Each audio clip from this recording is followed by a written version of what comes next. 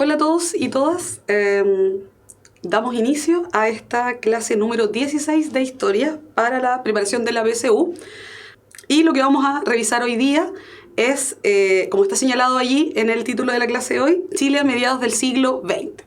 Entonces quiero mostrarles esta primera imagen, que es la portada del periódico El Mercurio, del 9 de enero de 1949, que es el momento en que se promulga durante el gobierno de Gabriel González Videla los plenos derechos políticos a las mujeres, porque se le entrega la posibilidad de sufragar en las elecciones presidenciales. Entonces, como vemos allí, ¿verdad? La cita dice: soy desde este instante ciudadanos, aunque debería decir ciudadanas, de la República con la plenitud de los derechos políticos. E incluso agrega en la bajada del título, señaló Gabriel González Videla: dependerá de ahora en adelante en gran parte la felicidad de nuestro pueblo y la conservación y perfeccionamiento de nuestra democracia. Eso le está diciendo a las mujeres de 1949. ¿Por qué puse esta imagen como portada de la clase de hoy? Porque uno de los fenómenos más importantes que significó el siglo XX o mediados del siglo XX es la incorporación paulatina de la mujer al mundo político y al mundo de lo público, después de una serie de transformaciones que se han vivido durante toda la primera mitad del siglo XX. Entonces, este va a ser uno de los hechos más significativos, sin embargo, no el único. Y lo que vamos a hacer en la clase de hoy es revisar, desde un punto de vista estrictamente social y cultural, cuáles son los principales rasgos de la sociedad chilena hacia mediados del siglo XX, y también describir los factores que explican el surgimiento del populismo en Chile. Entonces, primero nos vamos a abocar a todos los cambios y transformaciones sociales que se van a vivir en Chile durante la primera mitad del siglo XX, y lo último que vamos a ver en la segunda parte de la clase tiene que ver con el surgimiento del populismo, que lo vamos a representar en la figura de Carlos Ibáñez del Campo en su segundo gobierno. Entonces, lo primero que quiero hacer acá es hacer un punteo general en relación a todos los puntos que vamos a revisar esta clase. Si ustedes se fijan, cuando hablemos de la sociedad chilena a mediados del siglo XX, lo primero que tenemos que tener en consideración es que para entender cómo era la sociedad a mediados del siglo XX, siempre hay que tener presente todo lo que ocurrió desde inicios de siglo. Entendemos, a propósito de lo que hemos revisado en las clases anteriores, que se han dado una serie de cambios en política, caracterizados sobre todo por la inestabilidad, y también se han dado muchos cambios en términos económicos, caracterizados también en un principio por la inestabilidad y la crisis, y a continuación por todas las transformaciones que se hicieron al modelo económico, de la que los gobiernos radicales son los más representativos. Por lo tanto, lo que vamos a ver ahora es el resultado de todos esos procesos de cambio político y económico, pero manifestados en el quehacer social y cultural. Vamos a revisar las transformaciones urbanas, el aumento en el nivel de escolarización, la incorporación, como les decía al inicio de la clase, de las mujeres a la vida pública y política, y los nuevos medios de comunicación social y de entretención. Vamos a proceder entonces a revisar cada uno de estos de manera individual. Partamos por el primero. Dice ahí en el título el crecimiento demográfico y las transformaciones urbanas. Entonces nos vamos a centrar en dos fenómenos que son característicos y que van a comenzar a darse en Chile desde fines del siglo XIX, pero van a manifestarse con toda claridad desde inicios del siglo XX hasta mediados del siglo XX. El primero de ellos tiene que ver con el crecimiento de la población, y el segundo fenómeno con la migración campo-ciudad. Cuando nosotros hablamos del crecimiento de la población, nos estamos refiriendo a que la cantidad total de personas que existe en un territorio aumenta de un periodo a otro. Y desde ese punto de vista, entonces, lo que nosotros tenemos que entender a efectos de la PSU es qué es lo que provoca que en el transcurso de la primera mitad del siglo XX podamos decir que ya hacia mediados de siglo la población ha crecido en nuestro país. Y eso tiene que ver fundamentalmente con una serie de políticas públicas que se comenzaron a tomar y se comenzaron a aplicar en Chile más o menos desde mediados de siglo. Eso tiene que ver o en realidad impacta fundamentalmente con la disminución de la mortalidad infantil, y esa disminución de la mortalidad infantil disminuye la mortalidad general. Ahora, lo importante es entender que a inicios del siglo XX, tanto la natalidad como la mortalidad es alta. La mortalidad fundamentalmente alta porque la mortalidad infantil lo es. Y esa mortalidad infantil es alta porque existen una serie de condiciones, o de malas condiciones más bien, de salubridad e higiene y falta de políticas públicas que explican que la mayoría de las personas que nazcan también se mueren a corta edad. Muchas de estas personas antes de cumplir 1 año de edad. Por eso lo denominamos mortalidad infantil. Sin embargo, a medida que vayamos avanzando en el tiempo y nos vayamos acercando hacia mediados del siglo XX, algunas de estas cosas van a cambiar. ¿Por qué? Fundamentalmente porque el Estado va a comenzar paulatinamente a involucrarse en ciertos asuntos económicos y sociales que durante la época de los radicales nosotros lo conocemos como el estado de bienestar o el estado de benefactor.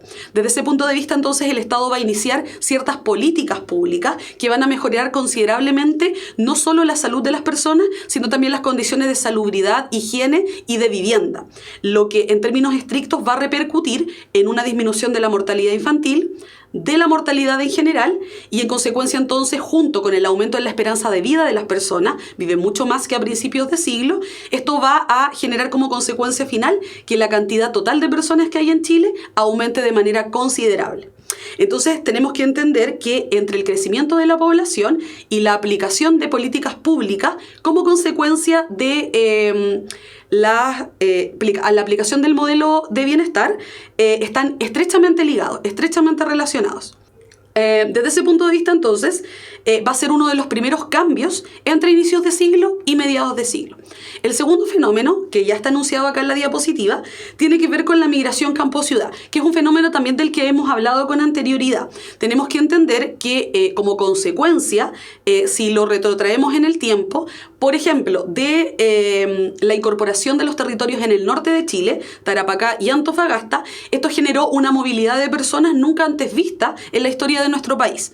Tiene que ver fundamentalmente con la búsqueda de trabajo en el norte, pero también tiene que ver con la búsqueda de trabajo hacia otros lugares de Chile cuyas actividades económicas se dinamizan, como por ejemplo la actividad agrícola en el Valle Central y también la actividad del carbón, la extracción de carbón en las minas de Lota.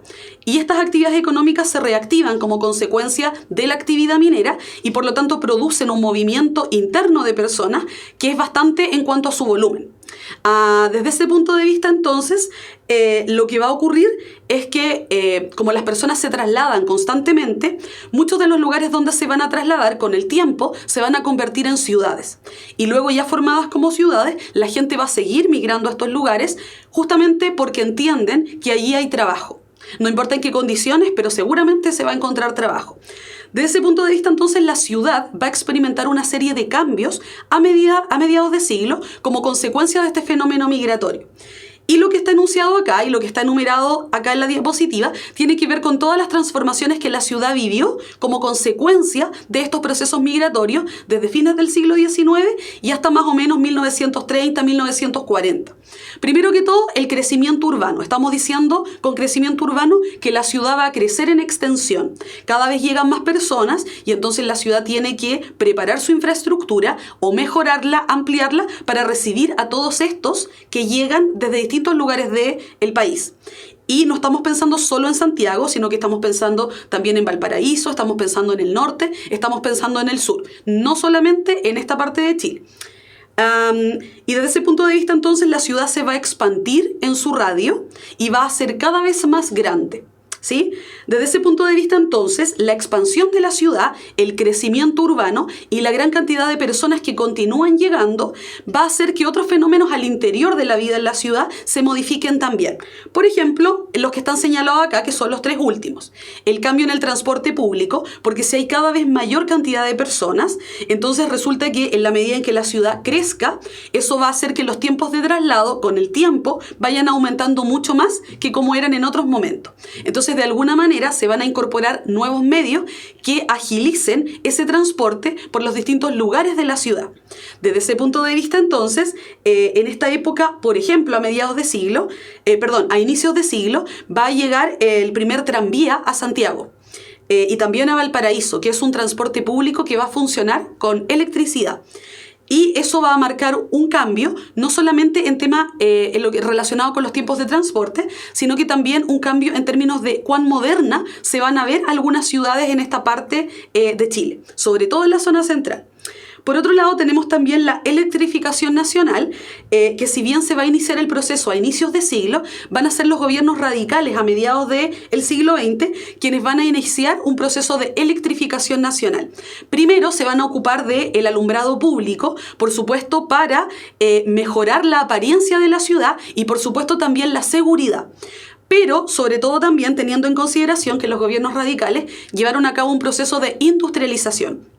La empresa Endesa, que se ubica más o menos en este contexto, fomentado por toda la actividad que llevó a cabo la Corfo, va a iniciar un proceso de electrificación nacional para que no sea solo la zona central quienes disponga de este alumbrado público, sino que también con el tiempo esto pueda extenderse a otras regiones. Y también lo que va a ocurrir es que también la idea es que no solo llegue al alumbrado público, sino que también a los hogares de las distintas personas, lo que se va a hacer un poco más masivo en la medida en que las personas empiecen a incorporar a su vida cotidiana el uso de electrodomésticos, por ejemplo, la plancha. Y desde ese punto de vista, entonces, la electrificación va a permitir que las personas consuman cada vez más energía. Y, por supuesto, van a tener un gasto extra que antes no tenían. Me está preguntando ¿qué presidente promovió el estado de bienestar? Recordemos que el estado de bienestar de NIS es una consecuencia de la crisis del 1929 en Chile. Por lo tanto, si bien los primeros rasgos de la aplicación de este modelo, no con ese nombre, pero los primeros rasgos de intervención en la economía los va a llevar a cabo Carlos Ibáñez del Campo, en su primer gobierno, en que el Estado va a empezar a involucrarse mayormente. Después lo va a hacer tibiamente también Arturo Alessandri Palma en su segundo gobierno, pero como Estado benefactor, bajo ese concepto y ese nombre, van a ser los gobiernos radicales. Y estamos pensando en Pedro Aguirre Cerda, Juan Antonio Ríos, Gabriel González Videla. ¿Sí? No lo hizo el parlamentarismo, Noemí, porque recordemos que en 1925 la Constitución promulgada transformó este sistema parlamentario y estableció que a contar de esa promulgación el sistema político en Chile iba a ser presidencialista y no parlamentario como ocurría hasta esa fecha. Y Javier había preguntado si esto tenía que ver con la población activa y pasiva. En estricto rigor, sí, la población activa la vamos a entender como las personas que están en edad de trabajar, o sea, las personas que van entre los 15 y los 49 años, y la población pasiva o económicamente inactiva la vamos a entender como aquellos que no lo hacen, menores de 14 y mayores de 65 años. Paula pregunta si este es un segundo proceso migratorio o es el mismo que ocurrió después del ciclo salitrero.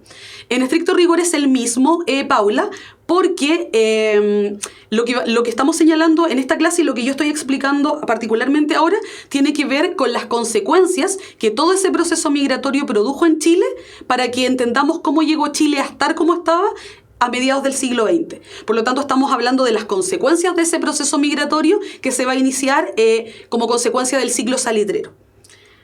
Por lo tanto, es el mismo. ¿Cuánto se demoró la electrificación en todo Chile? Entre 30 y 40 años. Todavía finalizados los gobiernos radicales, el proceso de electrificación en Chile todavía no era total, fundamentalmente porque ese proceso de electrificación, Mauro, llegaba fundamentalmente a las principales ciudades. Pero había muchas zonas rurales todavía, incluso al día de hoy, donde todavía muchas veces no hay luz eléctrica en todos los lugares. ¿Sí? Continuemos entonces. Ahora que ya respondió sus preguntas, voy a continuar con esto y si tienen alguna, las van mencionando a partir de ahora en el chat. Entonces, por último, quería mencionar otro de los cambios vividos en la ciudad que tiene que ver con el sistema de alcantarillado y la disposición de las personas al agua potable, o sea, agua que va a salir desde el grifo para consumo, para lavar, para cocinar, etc.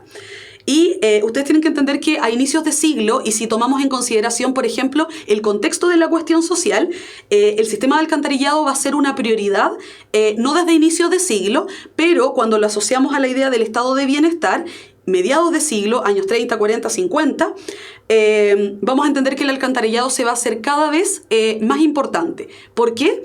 Porque a nivel político, a nivel público, se entiende que en la medida en que el alcantarillado y el agua potable esté a disposición de las personas, eso repercute de manera inmediata en las condiciones de higiene y salubridad, por consecuencia en la salud y también en la disminución de la mortalidad, como está señalado en el primer recuadro. Desde ese punto de vista, entonces, va a ocurrir que El sistema de alcantarillado, la electrificación y los cambios en el transporte público, por ejemplo, la llegada de automóviles, van a darle la apariencia a las distintas ciudades, en un principio las más importantes o las que concentran mayor población, Concepción, Santiago, Valparaíso, Coquimbo, por ejemplo, para partir, van a tener una apariencia mucho más moderna que lo que tuvieron a inicios del siglo XX. Sí, efectivamente, Javier, también forman parte, las personas que tú señalas, y en esos casos también forman parte de la población económicamente inactiva o también denominada población pasiva. Continuemos entonces. Lo que quiero rescatar de todo lo que yo he señalado ahora es que más allá de los distintos cambios que experimenta la ciudad como consecuencia de la migración y más allá del crecimiento, o sea, del aumento en el número de personas que existen en Chile, lo importante es entender que estos dos procesos de cambio, que traen aparejados otros cambios también, los que están señalados en estos dos recuadros, están estrechamente asociados a los cambios que se produjo en materia económica como consecuencia de la aplicación del estado de bienestar. Por lo tanto, siempre hay que vincularlo a todas las políticas públicas que emanaron desde el Estado como consecuencia de que el Estado empezó a involucrarse no solo en los asuntos económicos, sino también en los asuntos sociales. Y ese es el primer punto. Vamos a revisar, les muestro esta foto. Esta foto es del edificio Aristía, que está en Santiago, es una foto de 1921. El edificio Aristía está ubicado en lo que actualmente es el centro de Santiago, donde tradicionalmente también estuvo la Bolsa de Comercio, lo que es el Paseo Nueva York en la actualidad. ¿Y por qué traje esta imagen? Porque fue una de las primeras construcciones en altura que se hizo en nuestro país. De hecho, es la primera construcción en altura. En Chile en esta época no eran tan comunes las construcciones en altura, digamos de más de 3 pisos, 2 o 3 pisos, porque no había tanta población. Sin embargo, como les señalaba anteriormente, como consecuencia de todo este fenómeno migratorio y también como consecuencia de la expansión de la ciudad, del crecimiento urbano, entonces se empezó a ocupar el espacio de una forma diferente, de una forma vertical y no tanto de manera horizontal. Vamos al punto número 2, ahora sí, que tiene que ver con la creciente escolarización. Cuando nosotros hablamos del concepto de escolarización, tenemos que tener presente que estamos hablando de que las personas se educan, pero se educan no de manera libre, sino que van a la escuela o a una institución educativa para poder recibir esa educación. Y eso lo vamos a entender como escolarización. Es importante en este punto señalar 3 aspectos. Lo que tiene que ver con la educación primaria, con la educación secundaria y también, como vamos a ver a continuación, con la educación universitaria. Lo importante como primer punto es que es entender que el énfasis que el Estado va a tener en el siglo XX en relación a la escuela es aumentar la cobertura. ¿Qué quiere decir esto? Que existe una preocupación creciente y a medida que avancemos hacia la primera mitad del siglo XX, por parte del Estado para que las personas pertenecientes a los sectores populares puedan educarse. Ojalá en la educación primaria y secundaria, ojalá llegar a la universidad, y por lo tanto la idea es que ingrese el mayor número posible de personas a la escuela, entendiendo que esto va a repercutir directamente en la calidad de vida de las personas, a mayor nivel educativo, mejor trabajo, mejores condiciones laborales y en consecuencia mejor calidad de vida.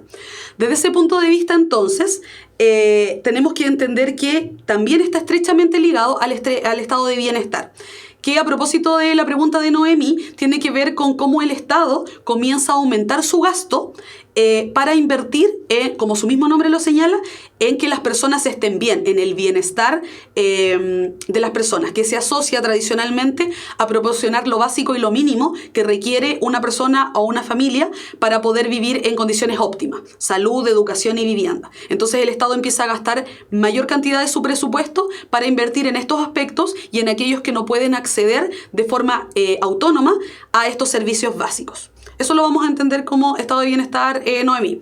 Entonces, desde este punto de vista, fíjense, yo marqué una línea acá temporal en relación a algunos hitos que son importantes sobre la educación primaria.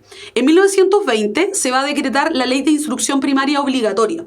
Ya en el siglo XIX se había decretado la Ley de Instrucción Primaria pero en realidad no era obligatoria. Por lo tanto, si bien implicaba que el Estado iba a crear una serie de instituciones públicas para que las personas de los estratos populares pudieran acceder a la educación primaria, no tenían la obligación de hacerlo. Era gratuito, pero no era obligatorio. Por lo tanto, en 1920 se establece que tiene que ser de carácter obligatorio, porque de esta manera el Estado se asegura un piso mínimo a partir del cual las personas van a poder desenvolverse en la sociedad. Lo básico en educación primaria: saber leer y escribir, saber contar, sumar, restar, dividir, etc. Operaciones que son básicas y competencias mínimas consideradas en esta época para poder desenvolverse de mejor manera en la sociedad. En 1925 hubo un sustantivo avance en esta materia, porque esta Constitución va a establecer ciertos derechos sociales que no estaban contenidos en la anterior, que era la de 1833. Desde este punto de vista se considera que el Estado debe darle una atención preferente a la educación pública. Y eso implica que vaya de la mano con un aumento en el gasto en educación pública, y también por cerciorarse en la práctica de que estos sectores populares que antes no accedían, ahora efectivamente accedan a la educación primaria. Medidas, por ejemplo, como la entrega de alimentación en los colegios, va a ser propia de las primeras décadas del siglo XX, como una especie de incentivo para que las familias envíen a niños y niñas a los colegios, y de esta manera, en vez de estar trabajando, puedan estar educándose, adquirir lo mínimo, y de esta manera también puedan alimentarse, y eso repercuta directamente en una mejora en sus condiciones de vida. Por último, en 1927 vamos a tener la creación del Mineduc, Ministerio de Educación. En 1927 Carlos Ibáñez del Campo está en el poder y considera que debe haber una institución particular y especial que se encargue de todos los aspectos educativos. Hasta 1927 el Ministerio de Educación, o todos los temas relacionados con educación, estaban ligados al Ministerio de Justicia. Era el Ministerio de Justicia y Materias Educativas. Sin embargo, a partir de esa época le va a dedicar una institución especializada solo para estas tareas. Y esto nos da cuenta de cuán importante se volvió para el Estado este tipo de situaciones. Claro, no es que se agreguen más años, antes existían, lo que pasa es que se aumenta la cobertura, o sea, se permite que más personas, y en el caso de la educación primaria se obliga a que más personas tengan que ir a la educación primaria y secundaria. Por supuesto que sí, Noemí, es para disminuir el analfabetismo, y como ya decía anteriormente, esto repercute directamente en la calidad de vida de las personas. En respecto de la educación secundaria, que es el segundo punto que tengo acá, si bien es cierto que la mayoría de las personas, en el caso de los sectores populares, llega a la educación primaria, la mayor parte de los casos esto llega hasta acá. Porque obviamente, considerando las condiciones precarias en las que viven, recordemos todo el contexto de la cuestión social, muchos van a priorizar el trabajo por sobre el estudio. Entonces, claro, terminaban la educación primaria y luego se incorporaban al mercado del trabajo. Y por otro lado, la educación secundaria no fue muy masiva en los sectores populares, porque también existen poca oferta pública, escuelas públicas secundarias por parte del Estado, y en la mayoría de estas se encuentran alejadas de las zonas rurales. Por lo tanto, si bien existen en algunas ciudades, no en todas, si en las principales, en general le queda muy lejos a las personas para moverse, y eso también desincentiva la llegada de más personas desde la educación primaria a la secundaria. Y esto va a hacer que entonces que todavía a mediados del siglo XX sea un desafío para el Estado que las personas continúen después de la educación primaria la secundaria. Noemí pregunta si en la secundaria priorizaban los liceos técnicos, tengo entendido. Mira, en general la educación secundaria, incluyendo los liceos técnicos y los científicos humanistas, todavía no son una prioridad, ¿ya? Y en la medida en que la educación secundaria se fue extendiendo en el tiempo y se fue masificando, o sea, se le dio una mayor cobertura a un mayor número de personas, efectivamente la población con el tiempo prefirió, en esta época de la que estamos hablando, primero los liceos técnicos, porque de alguna manera te capacitaban para luego incorporarte rápidamente al mundo del trabajo. El científico humanista todavía era un privilegio para algunos. Y por último, tenemos la educación universitaria, y esto también va a significar un cambio bastante significativo en términos educativos, no por la cantidad de personas que ingresaban a la universidad, que en general todavía está asociado con las personas de los estratos socioeconómicos más acomodados. Por supuesto van a haber algunas excepciones de los sectores populares y de la clase media, pero sobre todo por la oferta educativa que aumentó considerablemente en este tiempo. Fíjense que en un periodo de tiempo bien continuado, si miran las fechas, se van a dar cuenta que se van a crear una serie de universidades.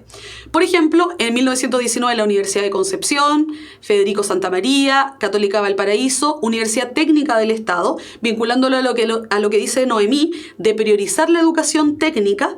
La educación técnica del Estado va a ser la segunda universidad estatal en Chile y obviamente va a priorizar la formación de personas en distintos oficios y en distintas técnicas para que puedan conseguir rápidamente un trabajo. Eran carreras más breves, estaban enfocados en un cierto grupo de la población, que no era por supuesto los grupos acomodados, sino que en realidad era la clase media y los sectores populares. La Universidad Austral y la Universidad del Norte, que actualmente la conocemos como la Universidad Católica del Norte. Ahora, en cualquier caso, y más allá de eso, ustedes se dan cuenta que estas universidades están en distintos lugares de Chile. Por lo tanto, la idea también tiene que ver con extender estos beneficios de la ciudad a otros lugares de Chile. Y que no solo se concentren, como ocurre hasta el día de hoy también, solo en el centro del país, sino que también vayan a otros lugares. Tenemos dos imágenes acá. La primera, la que está en el extremo de izquierdo, es la escuela número 4 de Ovalle a inicios del siglo XX. Si se fijan, pocos estudiantes, una infraestructura que probablemente es un poco más precaria, aun cuando la educación pública hasta el día de hoy es bastante precaria en su infraestructura. Esto es en sus inicios. Y en Ovalle, que en realidad es un sector que en esta época no está tan urbanizado como Santiago.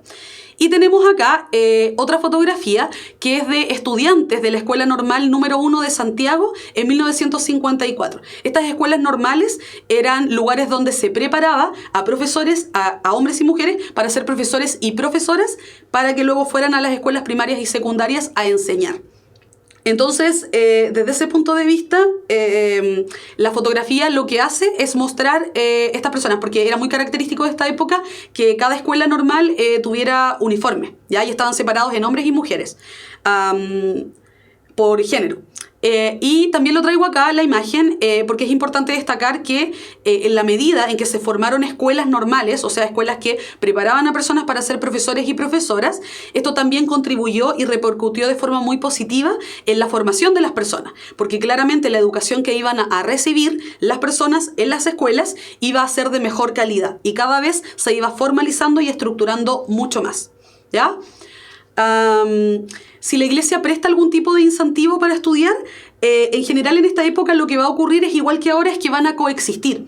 Al mismo tiempo vamos a tener escuelas públicas, pero también vamos a tener escuelas privadas que van a intentar transmitir los valores fundamentales del catolicismo, ¿sí? Por lo tanto, el Estado no prohíbe, recordemos que en esta época y a partir de 1925 Chile es un Estado laico, por lo tanto, si bien claro, van a existir instituciones católicas o religiosas en general que van a ser de carácter privado, también van a existir otras de beneficencia por parte de la Iglesia, no solo para educar, sino también transmitir una serie de valores a la población que consideran correctos, ¿ya? En un ratito vamos a hablar de las mujeres y la universidad, ¿ya? Es uno de los siguientes puntos.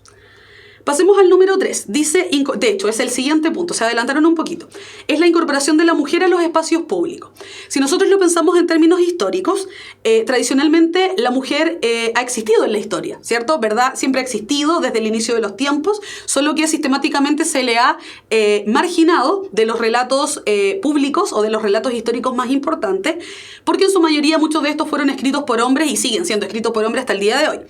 Desde ese punto de vista, entonces, la incorporación de la mujer a los espacios públicos, o sea, un espacio que había sido vetado tradicionalmente para las mujeres, va a marcar uno de los cambios más significativos a mediados del siglo XX en Chile, en nuestro país y en Latinoamérica en general. Esto tiene que ver con que van a salir de ciertas esferas tradicionales, que es el espacio privado, o sea, el espacio del hogar, del cuidado de este hogar, del cuidado de los hijos, de ser una perfecta esposa, una perfecta madre, y entonces van a empezar a ocupar otros lugares que tradicionalmente pertenecen al mundo masculino, como el aspecto laboral, como el aspecto educativo, como ir a la universidad, ir a la escuela secundaria, cómo ejercer una profesión, cómo participar incluso, por ejemplo, de instancias políticas como el Congreso y en su máxima representación, como mostraba al inicio de la clase, poder votar en todas las elecciones existentes en Chile. Entonces vamos a hacer este recorrido ahora Y vamos a partir por el mundo laboral. Si nosotros tuviéramos que hacer un análisis en relación a cómo se incorporó la mujer al espacio público, o sea, salir de su hogar e ir hacia otros lugares, lo vamos a ordenar de la siguiente manera. El primer paso se dio en el mundo laboral. El segundo en temas educativos y en una tercera instancia mucho más avanzado del siglo XX en cuanto a lo que tiene que ver con derechos políticos. Entonces, cuando hablamos del mundo laboral, vamos a entender que efectivamente la mujer también siempre ha trabajado. Por supuesto que ese trabajo no era remunerado, porque el trabajo en el hogar, bueno, hasta el día de hoy no es un trabajo remunerado. Y aunque es un trabajo, por mucho tiempo no se le consideró como tal, se le consideraba asociado a un deber intrínseco a la condición de mujer. Desde ese punto de vista, entonces, cuando nosotros, haciendo esa aclaración de que el trabajo siempre existió, cuando hablamos del mundo laboral nos vamos a referir estrictamente a aquel trabajo que realizan, pero de forma remunerada. Y esto es lo que va a cambiar a medida que avance el siglo XX.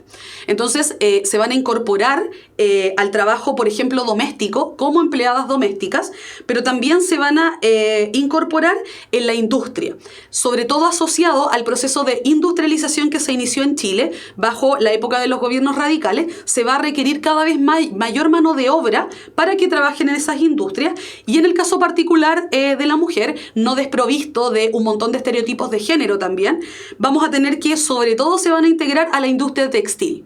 Se asociaba mucho más con la idea femenina, esto de coser, de hacer ropa, de teñirla, etcétera, etcétera, de hacer paños, etcétera, y se asociaba un poco más a la figura femenina, ¿ya? Pero en cualquier caso va a significar un cambio importante, porque va a permitir que ganen un salario, por supuesto inferior al del hombre en esta época, bueno, y en la actual también, por hacer el mismo trabajo a veces, pero en cualquier caso les va a dar una independencia económica que antes no tenían, y esa independencia económica al mismo tiempo les va a permitir tener una libertad que antes no tenían, ¿ya?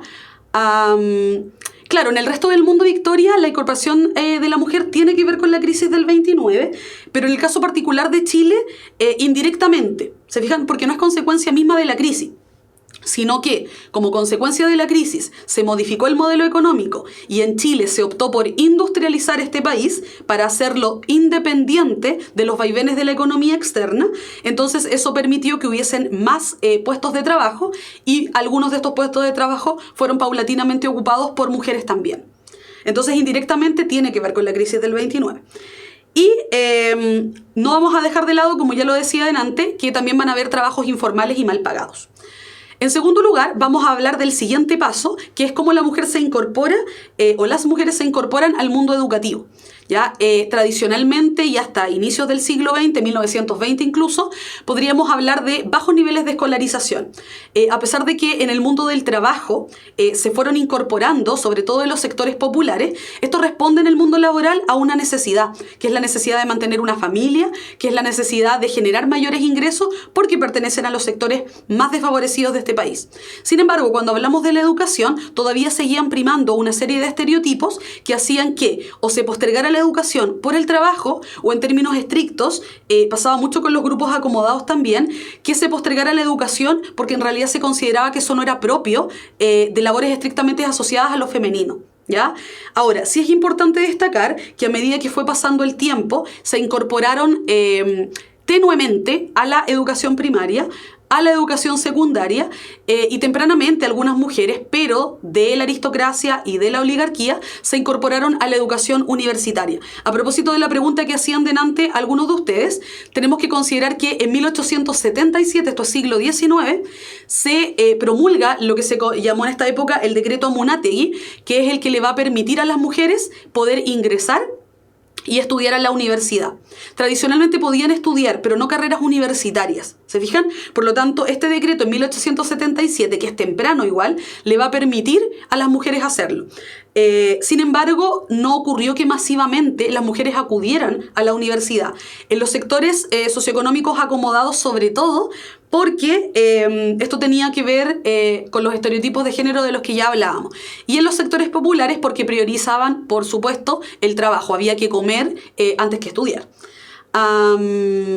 Se veía mal una mujer en los liceos y universidades Por supuesto que sí, porque ese prejuicio existía. Y ustedes también tienen que considerar que muchas veces en los sectores públicos también teníamos liceos y escuelas de hombres y de mujeres, o sea, separados estrictamente por género también, porque la sociedad en esta época también hacía una división de género en relación a las distintas cosas que debían aprender hombres y mujeres. Por eso fue tan polémico, por ejemplo, la promulgación del decreto Amunátegui, porque algunos consideraban que lo que se enseñaba en la universidad, ciencias, derecho, medicina, etcétera, filosofía, eran labores propias de hombres. Las mujeres tenían que dedicarse a otro tipo de cosas, ser profesoras, ser enfermeras, el cuidado de enfermos, etcétera, pero no carreras universitarias, porque lo que tenía que ver como con el pensar y la ciencia estaba estrictamente relacionado con el rol masculino. ¿Ya? Y si lo piensan en la actualidad también existe ese sesgo todavía, ¿ya? Pasan muchas carreras como por ejemplo las carreras de ingeniería en que el número de mujeres todavía es bastante bajo en relación a la proporción de hombres,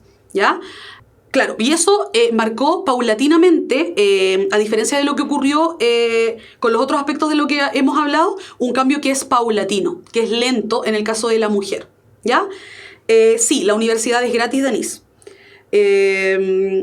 Bien, por último, vamos a hablar de uno de los puntos más fundamentales, que es la adquisición de derechos políticos. ¿Ya? En 1925, fíjense, lo pongo solo como referencia. Hay muchas otras, pero yo destaqué estas 4. En 1925 se promulga una ley en el Código Civil que señala que las mujeres por primera vez y desde esa fecha en adelante iban a poder administrar sus propios bienes. Con anterioridad ocurría que eso lo hacían o sus esposos, o sus padres, o sus hermanos mayores. Pero a partir de 1925 esto le va a dar una mayor independencia, porque pueden administrar sus propios bienes y en consecuencia tienen mayor libertad.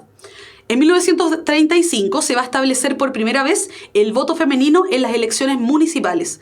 Y en 1949, bajo el gobierno de Gabriel González Videla, se va a establecer el voto en las elecciones presidenciales.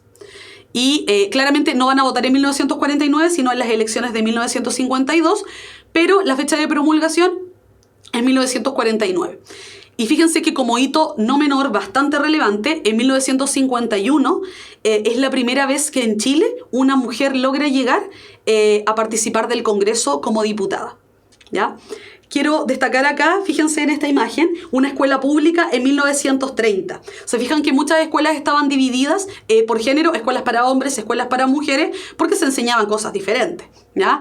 Pero quien está haciendo clases es una mujer, ¿ya? Y también porque en esta época se asoció el rol de profesor en general a la figura femenina, como si las figuras femeninas fueran una especie de madre que te podía enseñar mucho más que los contenidos, ¿ya?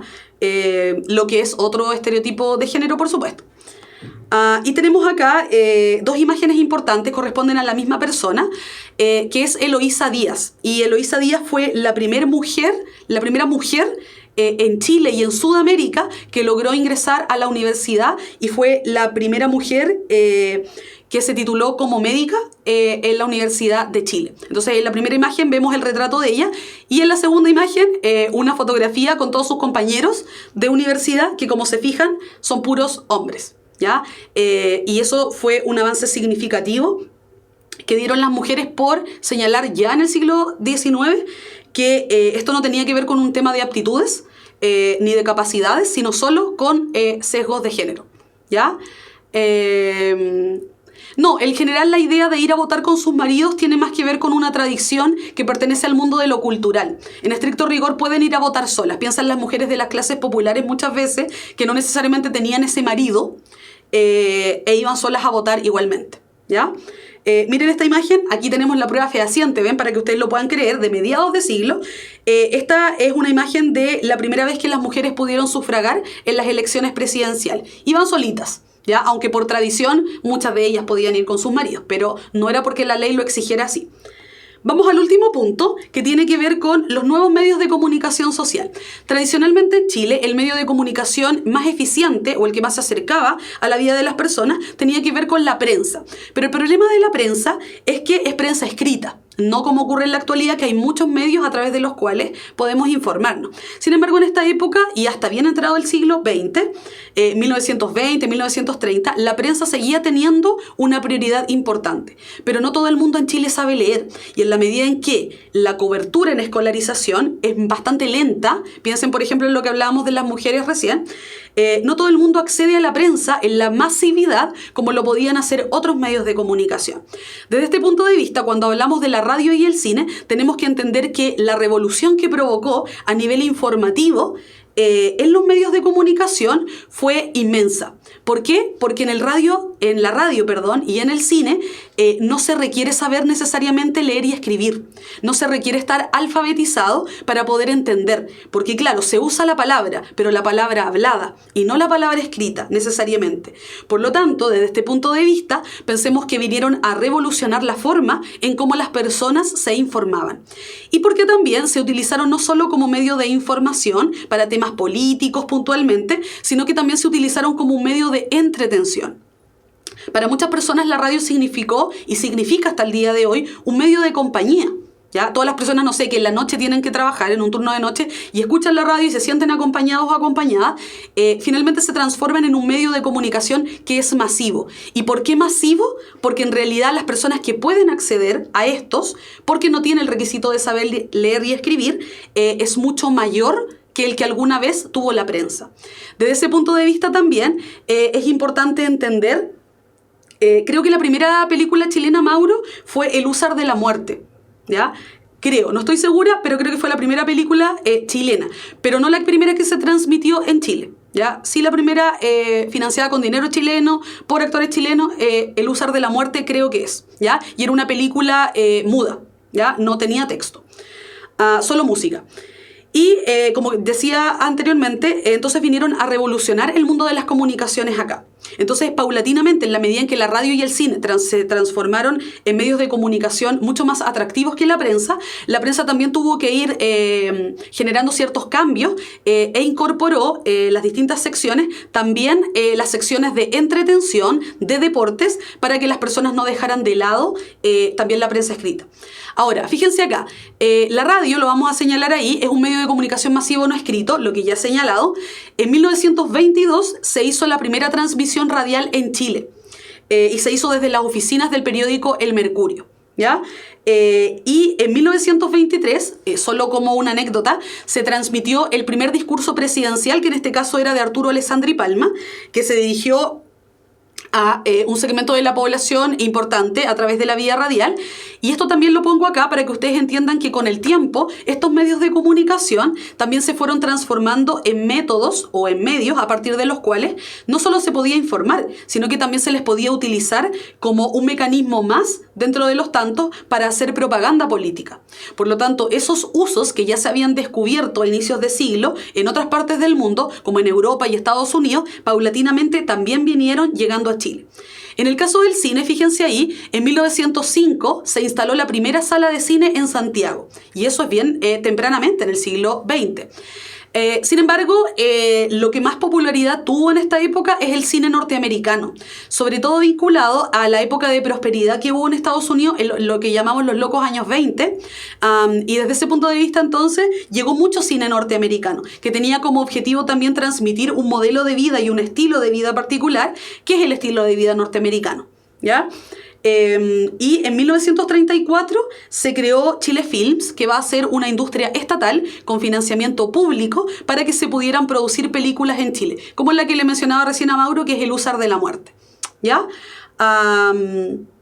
Claro, efectivamente, el primer single, diría yo, político, que era esta canción que había transformado del Cielito Lindo, ¿verdad?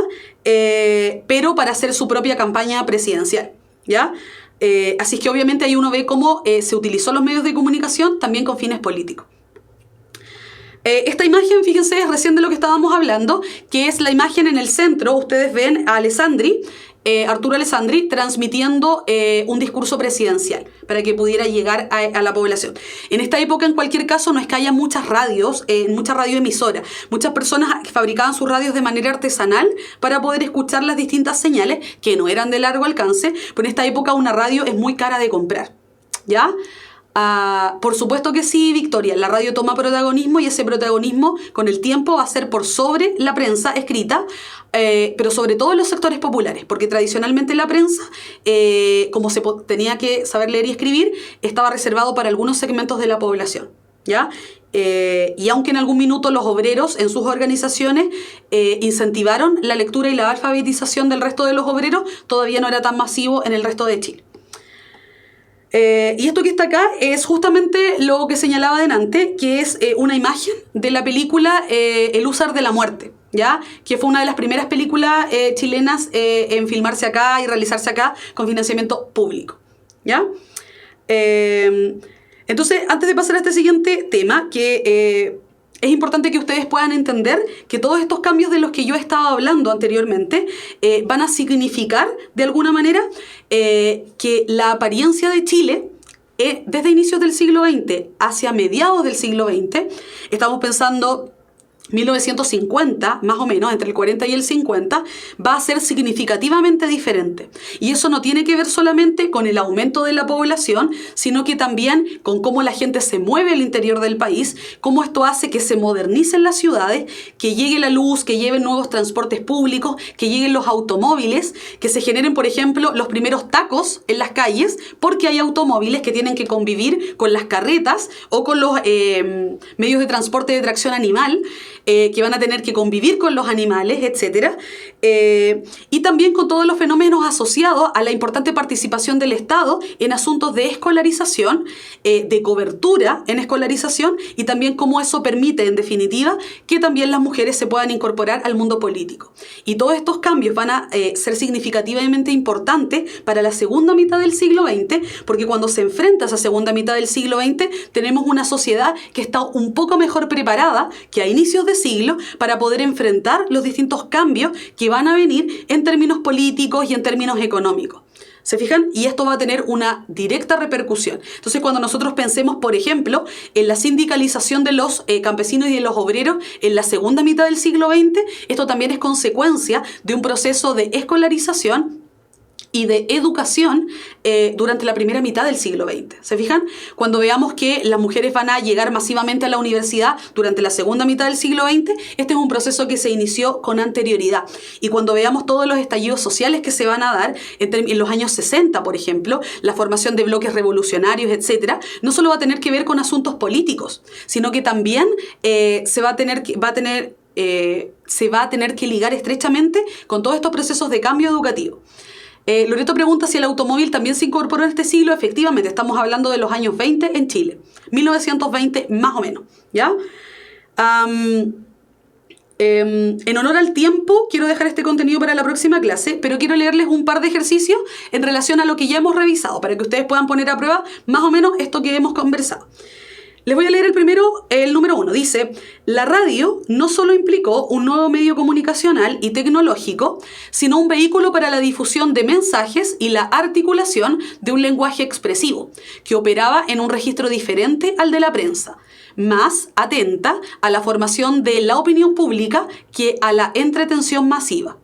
El analfabetismo, algo superior al 15% de la población en 1960, o la ausencia de tiempo libre necesario para la concentración requerida por la lectura, no impedían el goce de las emisoras radiales, ¿ya? Y que está directamente relacionado con lo que estábamos hablando delante. Entonces, a partir de este texto, hay una pregunta que dice lo siguiente: el texto anterior se refiere al cambio cultural que implicó la masificación de la radio en la sociedad chilena. Realizando una síntesis del texto, puede señalarse que la radio, letra A, contribuyó a la alfabetización de amplios sectores del campesinado. Letra B, amplió la difusión de información a diversos sectores de la población. Letra C, desarrolló un sentido de identidad en los grupos medios de la sociedad. Letra D, penetró con lentitud en las clases sociales más acomodadas. Letra E, atravesó un periodo de estancamiento frente a la prensa escrita. Entonces la idea es que ustedes puedan pensar cuál es la alternativa que consideran correcta, ¿ya? Y les voy a dar un par de segundos para que lo puedan pensar mientras yo tomo agüita. Ya, veamos. La mayoría parece que se inclina por la letra B. Veamos qué dice el resto. Todo el mundo está en la letra B. Ya, veamos la alternativa correcta. Efectivamente, Muy bien, un 7 para todos y todas. Súper atentos. Excelente, va a ser la letra B. Efectivamente, como lo señala el texto, va a permitir difundir información a diversos sectores de la población. ¿Por qué a diversos sectores? Porque como no necesitamos leer ni escribir, entonces solo con escucharlo lo puedo entender, porque se trata de la palabra hablada y no de la palabra escrita. Veamos otro ejercicio. Fíjense en este gráfico. Dice allí Chile hace un gráfico de la población alfabetizada y analfabeta en el periodo de tiempo entre 1907 y 1940. 1907, inicios de siglo, 1940, casi llegando a la época de los radicales. Entonces tenemos en una primera columna, que es la columna del eje Y, la cantidad, y en la columna del eje X tenemos los años. Y la simbología dice que el primer recuadro, que es el que está en blanco, es la gente que no sabe leer, por lo tanto analfabeta, y en el recuadro pintado en negro, las personas que... en el recuadro blanco quienes saben leer y en el recuadro en negro quienes no saben leer. Y entonces ustedes tienen que observar qué es lo que va ocurriendo con cada una de estas a lo largo del tiempo. ¿Ya? Se lo dejo ahí un par de segundos para que lo puedan mirar con claridad. Y ahora, lo que va a ocurrir con la pregunta, dice: el gráfico anterior muestra la situación en que se encontraba Chile en las primeras décadas del siglo XX, respecto a la alfabetización de la población. En relación al proceso de crecimiento de la población alfabetizada, es correcto afirmar que se debió principalmente a: letra A, la integración de instituciones religiosas en la formación educativa. Letra B, la política del Estado de aumentar la cobertura educacional. Letra C, la creación del instituto pedagógico. Letra D, el crecimiento de la oferta en la educación privada. Letra E, la aprobación de la libertad de enseñanza. Y les doy un par de segundos para que ustedes puedan pensar cuál consideran correcta. Ya, estamos igual que en la pregunta anterior, porque la mayoría de ustedes señala como alternativa correcta la letra B. Ya, entonces... veamos qué señala acá y efectivamente otro 7 para todos y todas ustedes. La letra correcta es la letra B, la política del Estado de aumentar la cobertura educacional. Cuando hablamos de la libertad de enseñanza, porque alguien lo mencionó por ahí, estamos pensando en el siglo XIX. ¿Ya? Del siglo XIX es la libertad de enseñanza, no del siglo XX necesariamente. Ahora, es importante que, pese a que existían instituciones educativas de carácter privado, de carácter religioso, la verdad es que el cambio más significativo tiene que ver con cómo el Estado se hizo cargo de la educación pública. Porque en esa educación religiosa y privada, que ya existía desde el siglo XIX, se educaba en general la aristocracia y después la oligarquía. Pero el cambio significativo ocurre cuando el Estado, al masificar la cantidad de escuelas públicas, primarias y luego secundarias, va a permitir que otros estratos de la población puedan acceder a este bien, que es la educación en sí misma, ¿ya? Sí, efectivamente es un distractor, ¿ya? Entonces, sigamos. Vamos a la última, ¿ya? Y dice lo siguiente, miren. Hacia mediados del siglo XX, esto tienen que hacer un análisis general del periodo, hacia mediados del siglo XX la sociedad chilena presentaba algunas características que constituían una importante diferencia respecto de los primeros años del siglo XX. Entre estas diferencias destaca, entonces nos está haciendo comparar la sociedad entre inicios del siglo XX y mediados del mismo siglo. Letra A, la disminución de la cobertura escolar en la educación técnica y universitaria. Letra B, la intensificación del protagonismo político y económico de la clase media. Letra C, la reducción de la población debido al aumento de la mortalidad infantil. Letra D, el surgimiento del movimiento obrero en las principales ciudades. Letra E, el debilitamiento de los movimientos migratorios al interior del país. Y les doy también un par de segundos para que puedan responder esta última pregunta. ¿Qué dice el público? ¿Cuál de todas estas? Nos está preguntando por un cambio. Ya estamos entre la B y la D, parece. Veamos cuál es la respuesta correcta. La respuesta correcta, igual que en el resto de las preguntas, es la letra B. Y les explico por qué. Fíjense acá, dice, letra A, la disminución de la cobertura escolar en la educación técnica y universitaria es incorrecta porque, como yo señalaba anteriormente, ocurre todo lo contrario. Lo que hace el Estado es aumentar la cobertura educativa, a diferencia de lo que ocurre a inicios de siglo. En segundo lugar tenemos la B, dice la intensificación del protagonismo político y económico de la clase media. ¿Por qué razón esta es la correcta? ¿Ya? tiene que ver fundamentalmente con que en la medida en que muchas personas de las clases populares o de los sectores populares puedan acceder a la educación, eso va a permitir que vivan de una mejor manera. Con el tiempo no solo va a tener que ver con la educación primaria, sino que también con la secundaria y la universitaria. Y este paso es definitivamente transformador y revolucionario, porque la educación le va a permitir a personas provenientes de los sectores populares ascender socialmente y vivir de una mejor manera. Y eso es lo que va a permitir consolidar a la clase media. Cuando nosotros hablemos de clase media, tenemos que entender que históricamente está ligada a la educación pública y es un fruto y una consecuencia de que el Estado haya comenzado a permitir a los sectores populares acceder a la educación. Por lo tanto, la educación pública la clase media tiene como componente fundamental haberse educado. La clase media es la que se educa, es la que piensa también, es la que recibe el privilegio de la educación y como consecuencia de ese privilegio salir de los sectores populares y poder trabajar y vivir de una mejor manera. ¿Se entiende? O sea, mientras los sectores populares siguen trabajando y tienen que postergar los estudios, la clase media recibe el privilegio de la educación. ¿Ya? Cuando hablamos de la clase media, Victoria incipientemente a fines del siglo XIX, pero de manera masiva se va a consolidar durante mediados del siglo XX. ¿Ya? Fíjense acá, dice, la reducción de la población debido al aumento de la mortalidad, todo lo contrario, porque la mortalidad infantil disminuyó, no aumentó. Letra D, el surgimiento del movimiento obrero en las principales ciudades. Ya, pero el movimiento obrero no es de mediados de siglo, sino que es de inicios del siglo XX, ¿verdad? Porque es una consecuencia de procesos que se estaban viviendo a fines del siglo XIX. Por lo tanto, no podríamos decir que es de mediados de siglo. A mediados de siglo se consolida, a mediados de siglo es mucho más fuerte, pero su surgimiento es de inicios del siglo XX, ¿ya? No sé si podríamos decir que es la burguesía ilustrada. La verdad es que el término burguesía, así como lo acuñó Marx en algún minuto, significa otras cosas. Pero de alguna manera, quizás la clase media quiere vivir con un estilo de vida más burgués. Quizás en eso podríamos estar de acuerdo.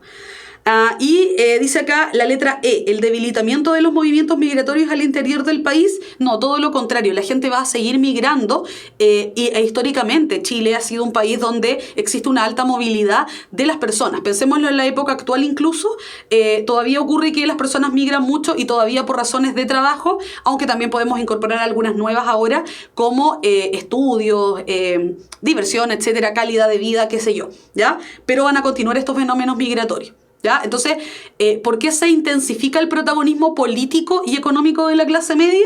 Recordarlo siempre, porque en la medida en que aumenta la oferta educativa y hay más educación pública, más personas de los sectores populares pueden educarse en la educación pública, ¿verdad? En la educación estatal, y mejorar sus condiciones de vida. Y esta cantidad de personas que acceden a la educación va a ser cada vez mayor y en consecuencia va a aumentar el sector de la clase media. ¿Ya? Efectivamente es la B. ¿Ya?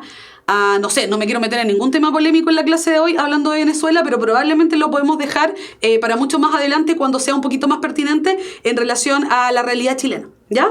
Miren, no vamos a alcanzar a ver el contenido de populismo hoy día, lo vamos a dejar para la próxima clase en honor al tiempo, pero quiero dejarles una síntesis de la clase de hoy. Me voy a mover un poquito para que lo puedan ver. Y si tienen alguna pregunta, pueden pensarla durante estos momentos. Dice acá, a mediados del siglo XX se pueden observar diversos cambios a nivel social en Chile. Estos pueden explicarse a partir de los efectos que produjo la implementación de una serie de políticas públicas contempladas en el contexto del estado de bienestar. Gobiernos radicales, estado benefactor.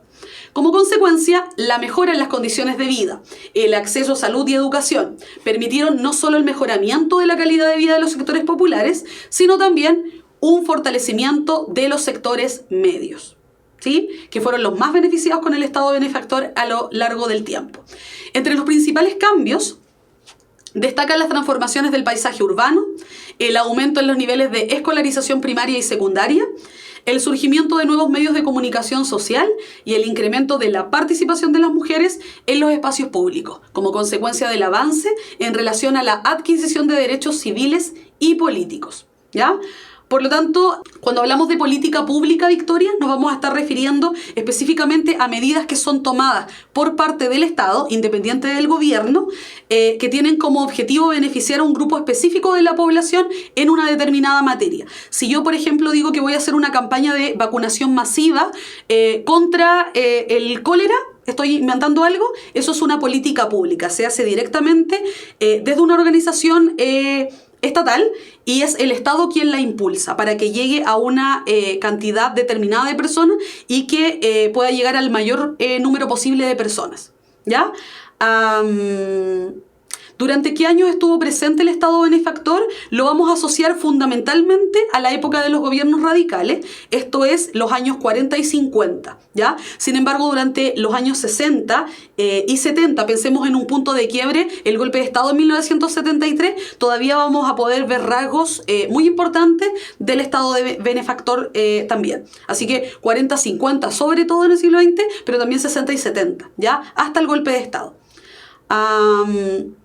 No hay ningún otro cambio principal. Mira, en general, Noemí, hay un montón de cambios. Sin embargo, el temario PSU especifica, valga la redundancia, específicamente todos los que yo acabo de mencionar ahora. Ya lo puedes revisar también si quieren, pero estos son específicamente los 4 puntos que en el temario PSU señala que ustedes tienen que profundizar. ¿Ya? Eso. Si no tienen ninguna otra pregunta en relación a los contenidos de esta clase, vamos a dejar pendiente el contenido de populismo para vincularlo a la próxima clase que tiene que ver con las reformas estructurales en Chile. Vamos a hablar de sindicalización, vamos a hablar de reforma agraria y de todos estos temas que en los años 60 y 70 le dan un contenido político bastante álgido a la realidad de nuestro país. ¿Ya? Que tengan una linda tarde, los dejo a todos y a todas invitadas para la próxima clase.